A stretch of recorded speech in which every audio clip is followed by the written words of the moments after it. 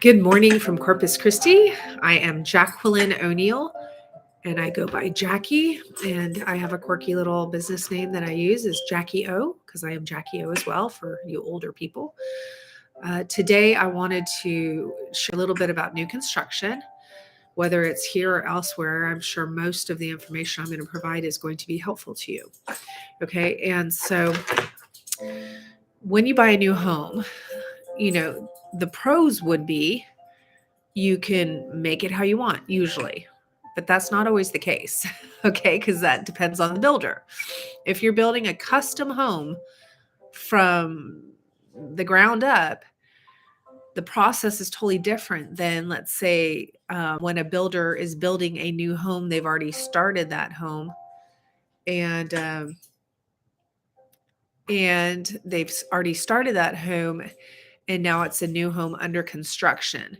So when a builder starts building a home and is waiting for a buyer to come along, it's easier to finance because the builder has already received the financing to build that home. So you don't have to do a construction loan, which is not as easy as just a regular loan. Okay, so when they're already building the home, you can just say, okay, we're going to buy this home for X amount and we're going to pay the full amount at closing. With a construction loan, you have to usually put 10 or 20% down and then potentially additional monies throughout the different process of the building, right? So you put your 10, 20% down, and then when you complete the pour of the slab, you put another 5,000 down. And then when you complete the framing, you might put another 3,000 down or 5,000 down. Once again, it depends on the builder that you're using. But if you build from the ground up or new construction, what you're dealing with, which is a con per se, would be that you're paying top dollar, right? Because you're paying for the land value. You're now paying for the material values, which are usually more expensive than it would be if you bought a similar sized type of home that was older, a few years older, 10 years older, even 20 years older, right? So it's going to depend on what you need, what you want, and what you're willing to do. Let's say if you consider an older home, I tell people don't just dismiss an older home because it might be a better fit for you. I know that when we moved here, I thought I would go with a newer home. It was bigger, it was new, I didn't have to update it. But I rented for 2 years before, we rented for 2 years before we bought a house. And after those 2 years, we realized that we were staying and that we really didn't prefer the location of the newer construction. We preferred the location, the Bay Area, the construction, the older homes in the Bay Area. Okay. It's just our preference. But we had to do a lot of updating. Okay. Yet the homes are comparable in size, if not bigger, and the lot sizes are bigger 99% of the time, I would say. Yeah. And so, with that being said, you've got to ask yourself, well, do I want the sports car or do I want the older model that might be a little bit bigger, right? A few years old or 10 years old. I don't think 10 years old when it comes to cars is a good analogy, but let's say you could buy a new, let's say Lincoln Navigator. Yeah. XL. They're like 100 some grand, give or take, right? Brand new. But if I were to buy that brand new, I'd be paying 100 grand. But if I bought it maybe 2-3 years old, I could buy it for maybe 70 or so, give or take 70 or 80. And I could have all the upgrades that I want with maybe 30,000 miles, 20 to 40,000 miles on it. And I don't mind that because I'd rather pay 80 with some miles on it than to pay 110 if I don't have to. So like our car we got, we had the 3-row seat in the middle. I don't care for bucket seats and the console in the middle on that second row, but because I find it's a waste of space.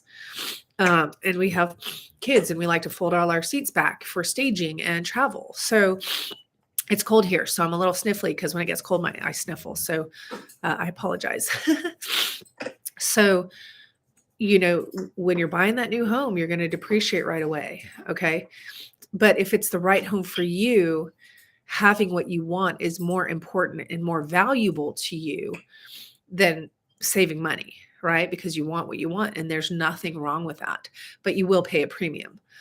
Okay. But let's say you buy an older home, 3 years old, 4 years old, 5 years old, even older than that.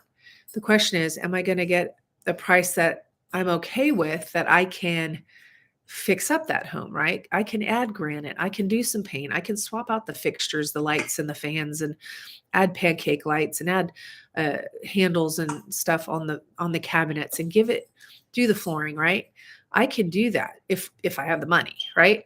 Um, but it's kind of like, if you buy a car, you can buy a car, and what if you save 20 grand and you maybe put 3 to 5 grand into it because you want to update, you want to tint the windows, you want to get better tire, cooler rims and tires, and you want to put a sound system in. Yeah, but you save $15,000, right? And so that's what I like to bring up to people is, there's pros and cons to both.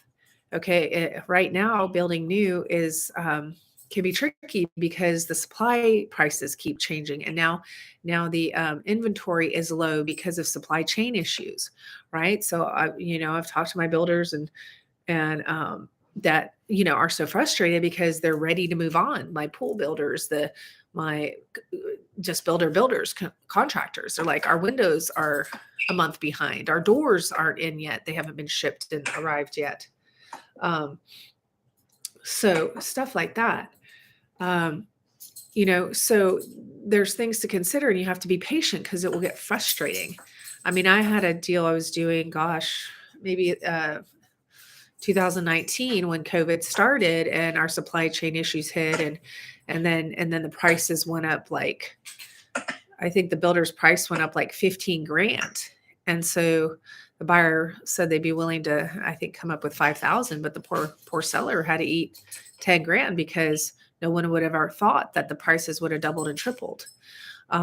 So you've got to protect yourself. You've got to know, just going off with a new home builder, especially one of the mass producing ones, you have to be careful because they're not as flexible and easy to work with necessarily when it comes to modifications, when it comes to changes in price and stuff. I know a real estate agent right now that said that they had a contract with a well-known company, and I'm not going to provide any names, but if you call me, I'll let you know. But they were under contract for new construction, and the builder kept delaying, and the builder kept delaying, and this and that, and they were like, gosh, it's been like 4 or 5 months and you haven't started, or you've only done the slab, and there was something else going on. And so they're like, what's going on? And so the builder said, well, you can cancel the contract. And so the agent said that they canceled the contract because, it had been months and nothing really had been done. And they said the next day the price was increased by like $30,000. So, you want someone there fighting for you. You want someone there overseeing it. You want someone there making sure you get inspections. I can't tell you how many times, I've sold new construction, and there's so many things that need to be addressed. That's my Rottweiler. He wants to talk. Come here, baby. Come here. I'm going to say hi to our dog. Say hi, babies. Hi, Rocky. You're so handsome. So he was talking. And let's see, I think I'm going to let him outside. So, new construction be great, but it's not necessarily that much easier. And your chances are going to get less as far as space upgrades, such as grass and fence and certain things, right? Because they're very expensive. Whereas if you buy a previously occupied home, the fence is already there, the grass is already there.